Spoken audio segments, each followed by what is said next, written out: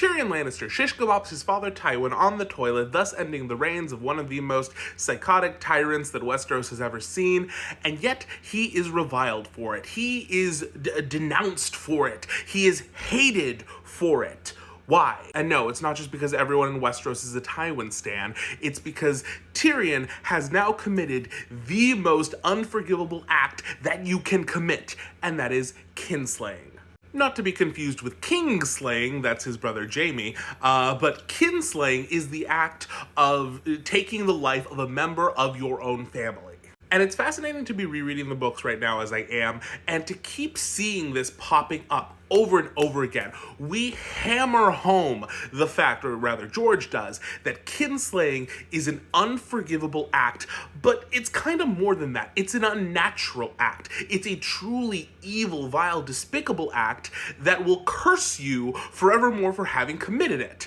And not just in the eyes of, all the people around you, but there's the possibility that it might actually be cursing you somehow, kind of. Now, before people in the comments start going, Ronnie, you're overthinking this, let me break this down, because there does seem to be something to this kinslaying thing. Kinslaying isn't just a cultural phenomenon or belief that you can associate with a particular ethnic group. It is something that appears as a huge negative, a big no-no across cultures, across religions. So it can't be, you can't specifically tie it to one thing and then write it away as oh, that's one particular group's superstition. Because the idea that this is a monstrous act can be related to the Faith of the Seven, which is, what most of southern Westeros follows. They are Andal descendants.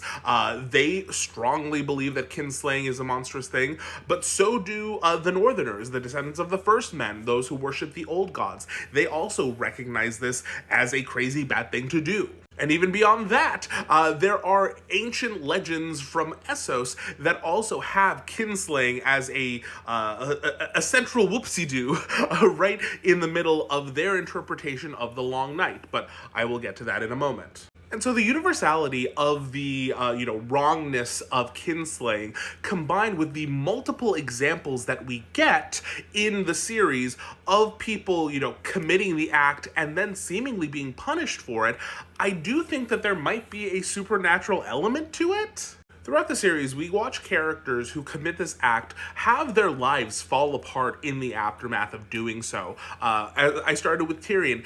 Tyrion, in the aftermath of offing Tywin at the end of A Storm of Swords, his entire storyline in A Dance with Dragons is his life falling apart. It's fallen to shit. It's fallen to ruin. He has been exiled from his home continent. He is now poor. He's being kidnapped. He's being sold into slavery.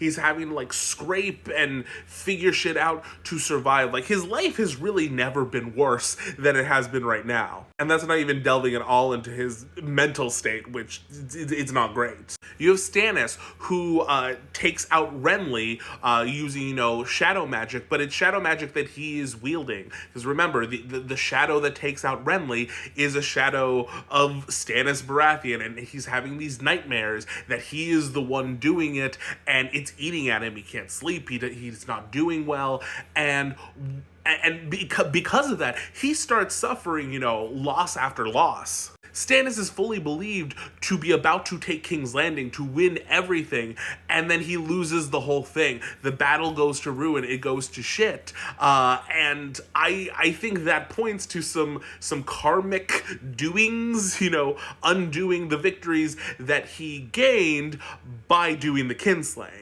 If you believe a particular Theon theory, he becomes the ultimate example of this, where when he's needing to simulate that he's gotten rid of Bran and Rickon, he grabs the two young boys of this miller's wife, who, is often the Wolfswood near Winterfell, and he mentions in passing that he's had a tumble or two with her in the sheets.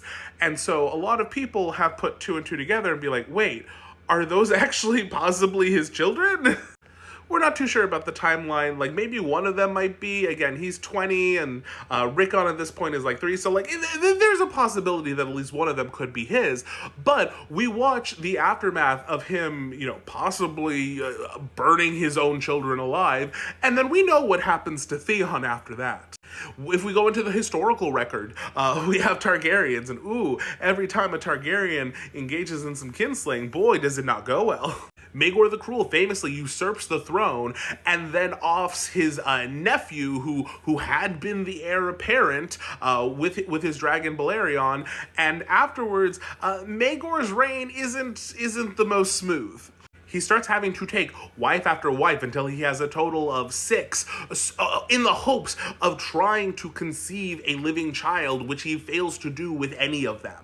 His rule would then devolve into a bunch of infighting, his other nephew, Jaehaerys, rising up as a claimant, and then he mysteriously, gets stabified on the Iron Throne. But hey, this is what happens to kinslayers. Then don't forget the Dance of the Dragons. The Dance of the Dragons is the Targaryen civil war where family is actively attacking and taking out family over and over again until the entirety of their house is almost decimated. And this war also takes out the dragons. You could see that as some kind of, cosmic comeuppance, because it's not just that we lost a lot of the dragon population. It's that it is unable to recover in the aftermath of this. From that point on, the dragons that are being born are stifled. They're like misshapen. They don't have wings, and until the very last one is just this vicious worm thing that they end up having to put down.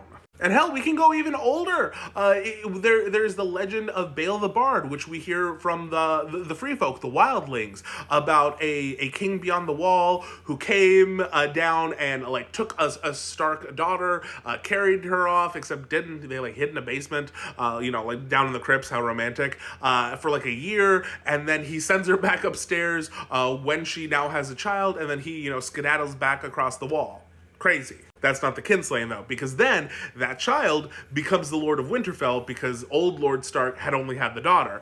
But then that child grows up and is like, hey, I'm going to go fight the king beyond the wall. And he fights him, and Bael the Bard is like, I'm not going to fight you because, I'm your dad. And the guy's like, no. And, Lord Stark offs Bael the Bard, and then he's forever cursed for it. His mother, when she finds out who he just offed, she throws herself from a tower, and then he apparently does not live a very long life where another rival house, turns him into a skin suit. You can guess which one. So the present day, the historical narrative, and the mythic world all have these examples of this turning out badly, of it causing issues. And that makes me think that there is an actual, verifiable supernatural element going on here. And because it is kinslaying, it's the act of, taking the life of one of your relatives, this makes me think, what if this is an aspect of blood magic? And honestly, we know that blood magic is a verifiable thing in the world of, ice and fire, because it is one of the magics that old Valyria used and, brought about its ruin. Or at least we can theorize that brought about its ruin. But we know that, there is something to that. So spilling the blood of, someone you're not supposed to can possibly be a way of, accidentally invoking, a magic that you shouldn't be doing. And this is, again, why I am a firm believer in the theory that the first long night, the unleashing of death upon the world in the form of the others and all of these horrors, was brought about by the legendary kinslaying of the Amethyst Empress by the Bloodstone Emperor, her brother. Now, I have talked about that before on here. Please, look up the video if you want to hear me talking about it. But again, I do think that this fits, this idea that there is a particular act in the world that can be tied to a known type of magic that, if you commit it, unleashes, unspeakable evil. And so depending on who you are, where and how you do it, and, who you do it to, the closeness of the family member, whatever, it can exacerbate like how bad of a whatever magical burst you unleash, if you will.